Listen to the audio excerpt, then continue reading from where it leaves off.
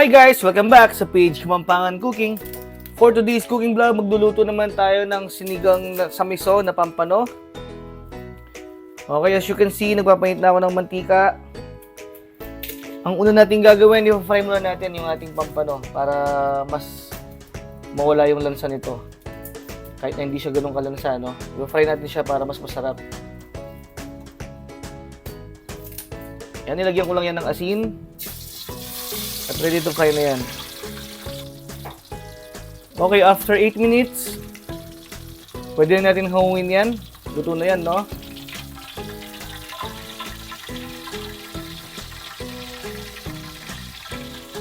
Yan guys, so sarap yan. And then, salang lang ulit natin yung mga natitira pang pampano.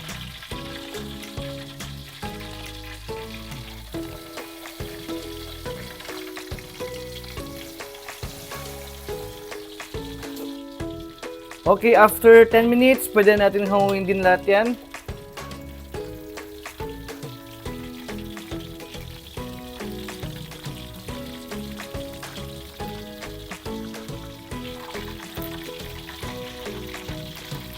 Medyo patiktikin natin. Hindi ko lang sa Tagalog yun patiktikin natin. Yan, set aside na muna natin yan guys. At bawasan lang natin yung mantika natin. At pwede na tayong mag-isa. Ito yung mga pampano natin guys. Tamang-tama lang yung pagkapirito niyan. Kasi lulutuin pa rin yan sa sabaw. Okay, after natin bawasan ng mantika, pwede na tayong mag-isa. Gisa muna natin itong luya.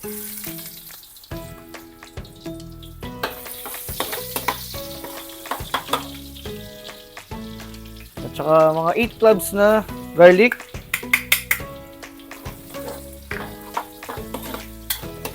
Then, itong ating isang sibuyas.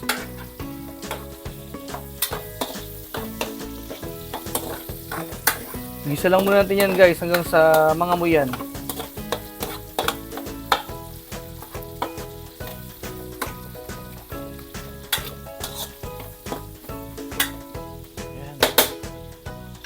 After few minutes, pwede natin lagay itong ating miso paste. Yan, gisa lang din natin yan.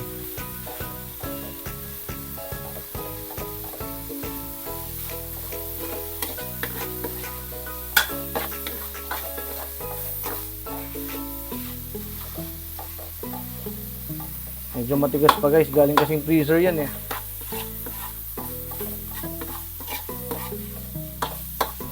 Yan. Then, lagyan naman natin itong ating 5 pirasong kamatis.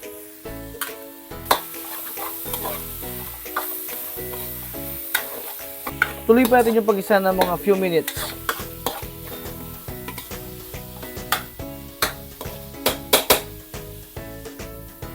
Then, mag-add tayo dito ng water. Ayan, mas maganda kung mainit guys, no, para mas mabilis tayong makaluto.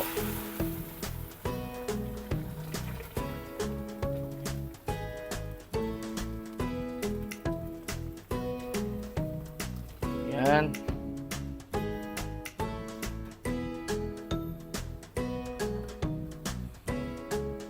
O, diba guys, kumukulo siya agad. Kasi may water yung nilagay natin.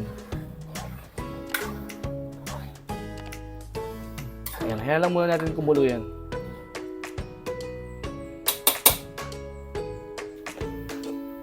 After 5 minutes, timpla naman natin siya ng asin. At saka maglalagay na tayo ng sinigang mix. Ayan, pakunti-kunti lang muna guys para hindi mapaasim yung niluluto natin.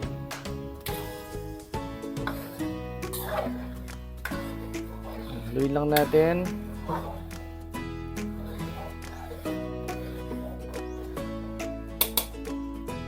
Tsaka natin tikman.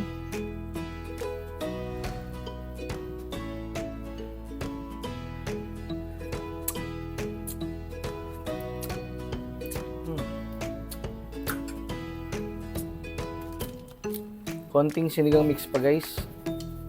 Depende naman sa asim na gusto nyo, no? Yan, para sa akin, sakto na yan. At maglalagay pa ako ng konting asin. Yan. Okay na yan guys. Pakuluin pa natin yan ng mga 5 minutes.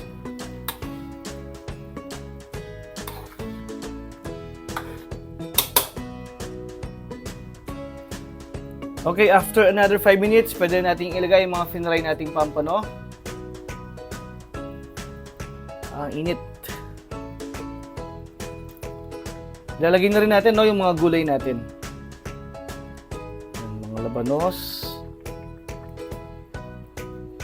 Tsaka mustasa. Then yung panghuli, yung pangsinigang natin na sili. Tsaka natin ilubog-lubog yan guys.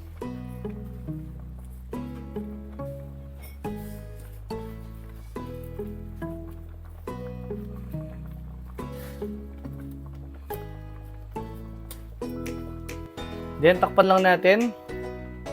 At ituloy natin yung pagluto ng mga 8 minutes sa mahinang apoy lang. After 8 minutes, ayan, luto na ang ating sinigang sa miso na pampano.